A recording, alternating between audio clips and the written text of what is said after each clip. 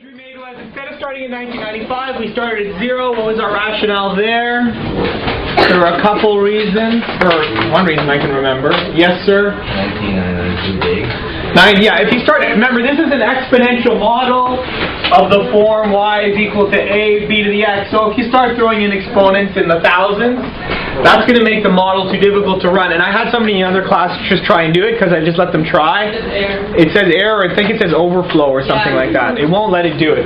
So we started at 0. I was going to start at 1, and then somebody else recommended we start at 0. Why is 0 better?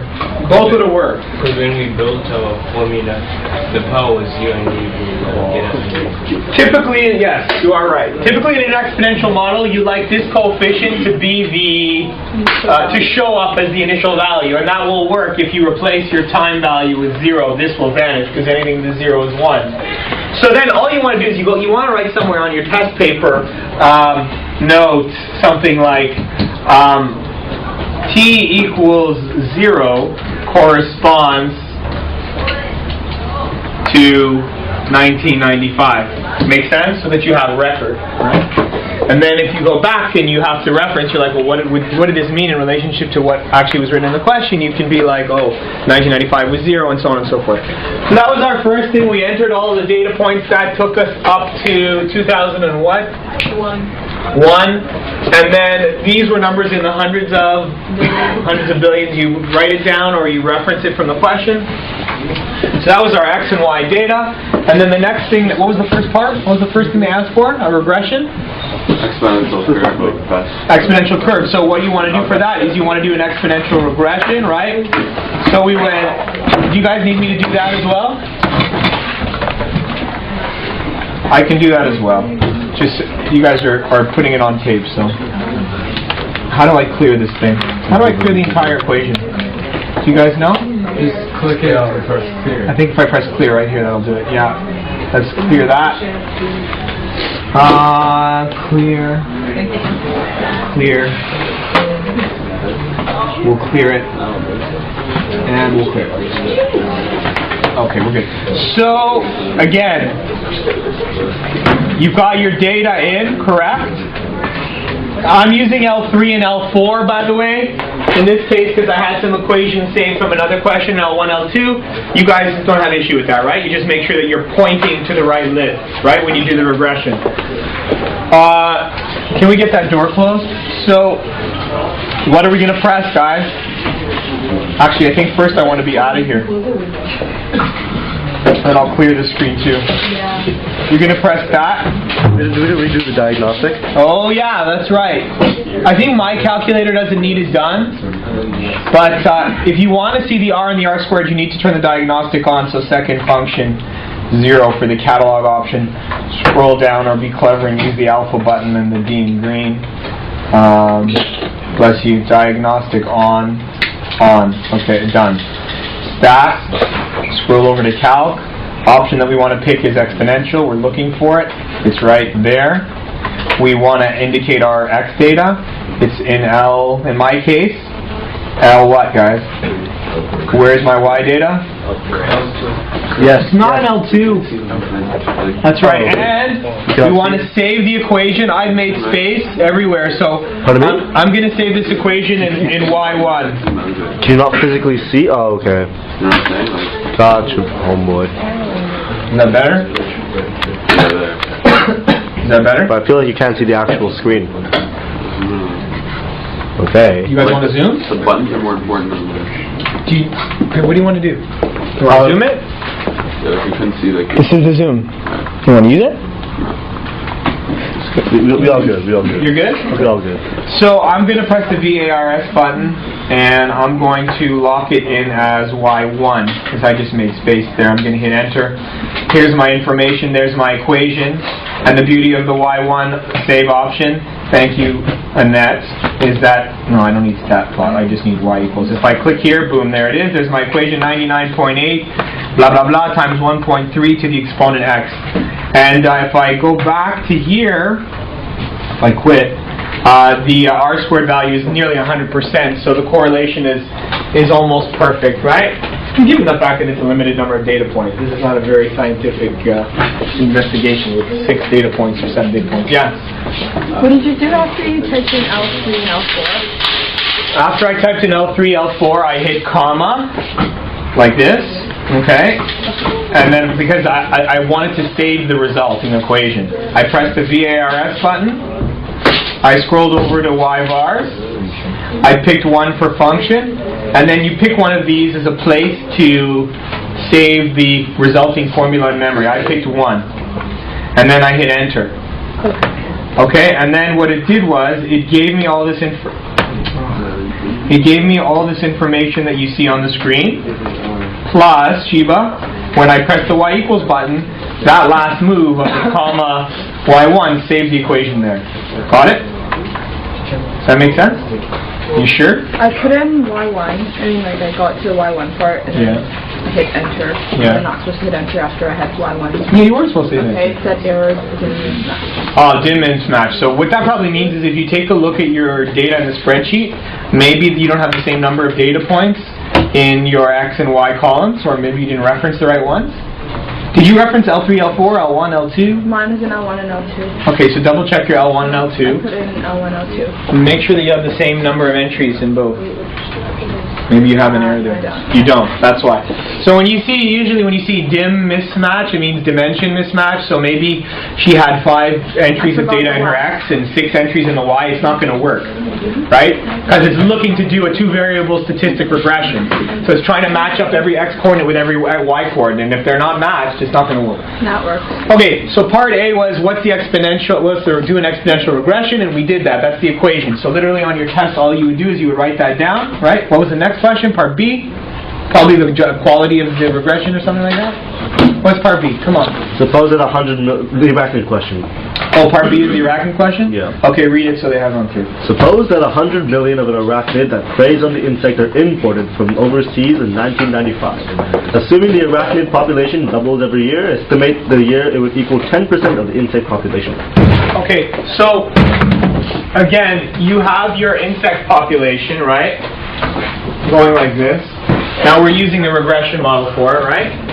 So that's our insect population starting off at, I don't remember what it started at, 100 billion or something, right? And they want to know when this new arachnid population is at 10% of this population, right? So first thing I can do is I could turn this graph into a 10% of itself graph. You know what I'm saying? Because they want to know when this new stuff is going to be 10% of this stuff. So what I would do is, I could take this equation, this is my Y1 equation, right? I could create a new function that's going to be 0.10 times Y1, right? And if you guys remember from functions, that's like multiplying by 1 over 10 Y1. That's a vertical stretch or vertical compression? That's a vertical compression. When this value is greater than 1, right? Takes the thing and goes, but when it's less than 1, it goes. So it's probably going to give you something like this. Okay? So this would be 0.10 times Y1, right? Then what we've got to do is we got to build in another equation for this good guy insect, right? It's going to be also exponential. What does it start off at? 100 billion. Which is going to be less than this. And it's probably going to do something like this. Well, so this is going to be called, I'm going to save this in Y2. And this thing is going to be Y3. Oh, cool. That's good. This thing is going to be Y3, which is the good guy. And then we're looking for this magic place right here. Right? Because this intersection represents the point at which good guy's population is equal to 10% of bad guy. Do any of you follow that? Yeah. Natalie, no? I thought you said, I saw your lips. So you don't understand it? No. Okay, what am I doing wrong? Should I just keep going? You have a question? Yes. Okay, so the Y1 equation is good guy, right? Y1 is bad guy. Right, okay, and then Y2 is good guy? Or just 10% No. bad guy? Yes. Okay. Y2 is 10% of bad guy. Okay, and then Okay, Natalie, I think you need to ask Joanna what's going on. I think she knows what's going on. Talk to each other for 30 seconds. Would it be wrong to do for B? Would it be wrong to multiply your A value by 0.1 and then change your B value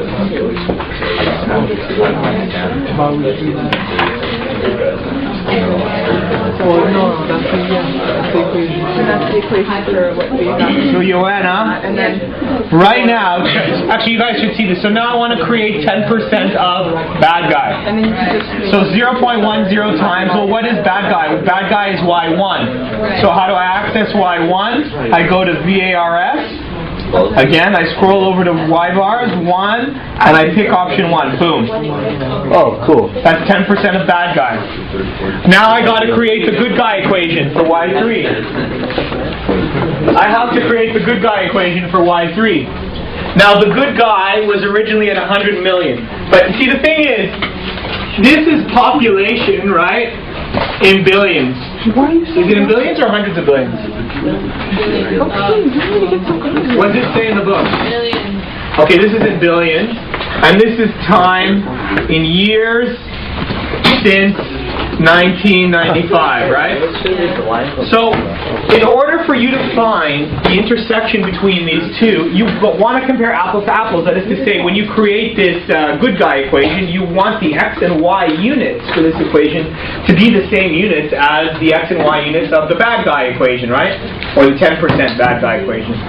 So that you can compare apples to apples, so that you can put them on the same graph if we're talking about it from an illustrative perspective.